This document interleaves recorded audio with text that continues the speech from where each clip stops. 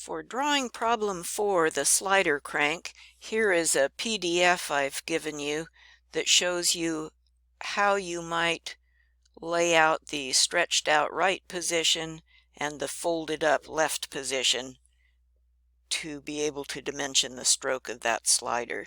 This is a print of my CAD drawing, so I was laying out my crank and slider.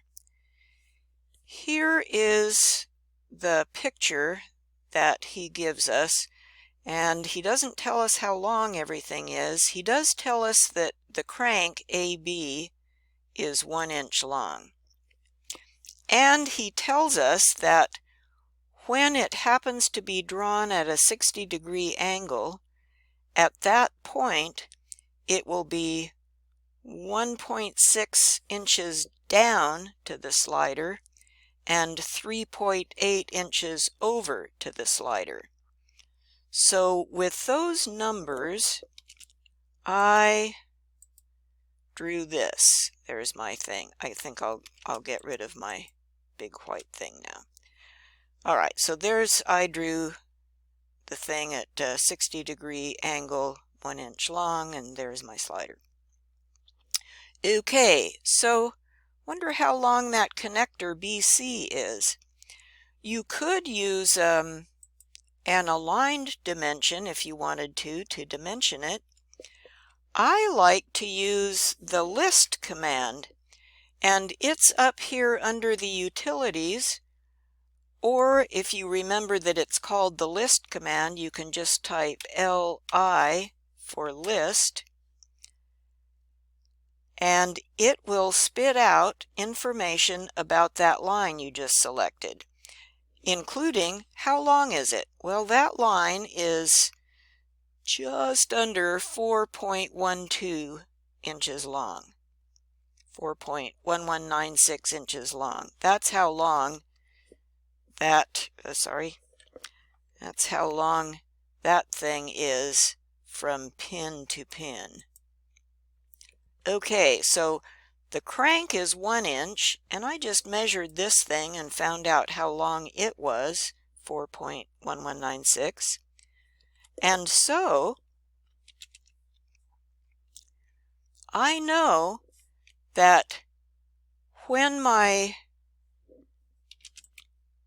crank and connector are stretched out all the way from the center of the crank all the way down here, that circle is going to have a radius of 1, that's the crank, plus 4.1196, that's the connector. And so if I draw a circle here with a radius of, let me get out of there. Try it again. Circle here with a radius of 5.1196. That's that green circle I just put on there. That is where my crank and connector will be when they're completely stretched out. And I already knew how high that slider was going to be because he told us that when it's folded up at 60 degrees, it's 1.6 high.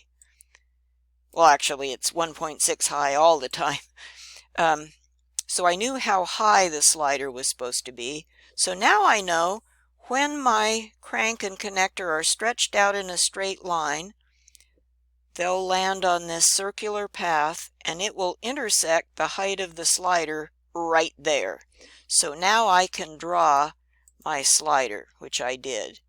And I made my circle 3/32 diameter, and I made my rectangle around it something or other. I just tried to make it look right. And I put a little bit of hatching underneath to indicate that is ground. Okay, now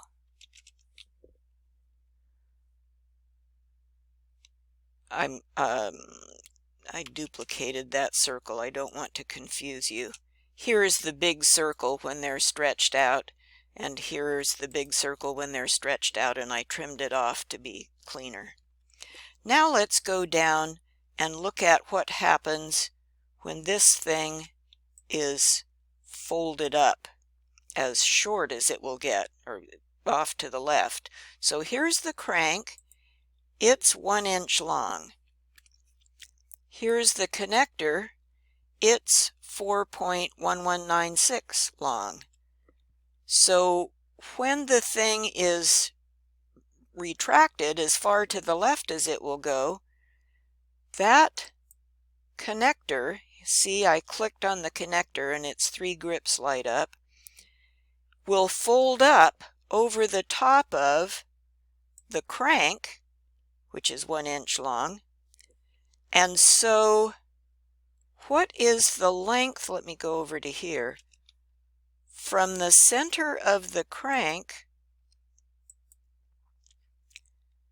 out to the far left position should be 5.1196, sorry, 4.1196 minus 1.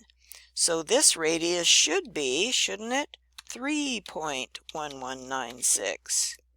Oh yay, there it is. And so here in this middle picture, I have trimmed off that 3.1196 radius circle just so it's cleaner, so that you can easily see there's the connector folded up over the crank. There's where the circle, the big circle, intersects the height of the slider, and where that big circle intersects the height of the slider, I put another copy of the slider right there. So I now have, what do I have? I now have a left-hand position for the slider and a right-hand position for the slider. And hopefully, if all goes well, yes, that stroke turns out to be 2.185. That's what I was expecting.